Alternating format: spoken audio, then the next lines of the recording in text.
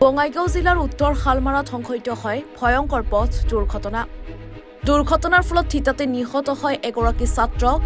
বঙাইগাঁৱৰ পৰা ধুবুৰী দিশলৈ গৈ থকা AS19B 7014 নম্বৰৰ বাইক আৰু ট্ৰাকৰ সংঘৰ্ষৰ ফলত সংঘটিত হয় এই দুৰ্ঘটনাটো।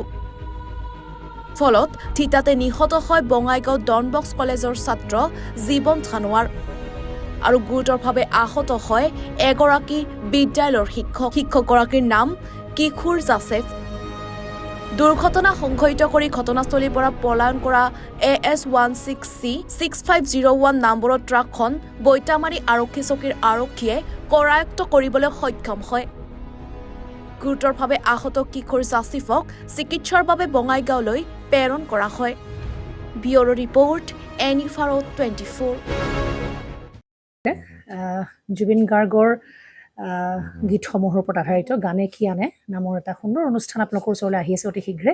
অহা 15 আগষ্টৰ পৰা ধেমাজিৰ পৰা প্ৰথম অডিশ্যন আৰম্ভ হ'ব আৰু সেই অডিশ্যনৰ যোগেদি বিভিন্ন কণ্ঠশিল্পীসকলে যিসকলে এই অনুষ্ঠানত যোগদান কৰিব বিচাৰে তেওঁলোকে এই অডিশ্যনৰ যোগেদি আগবাঢ়ি আহক আৰু জুবিন গাৰ্গৰ বহুত ভাল লগা গান আমি সদায় শুনি আহোঁ আৰু আপোনালোকৰ যদি ভাল লগা গান থাকে জুবিন গাৰ্গৰ আপোনালোকে গাই ভাল পায় তেন্তে অডিশ্যনত যোগদান কৰক। মোৰ ফালৰ পৰা আন্তৰিক শুভকামনা থাকিল এই সম্পূৰ্ণ অনুষ্ঠানটোলৈ।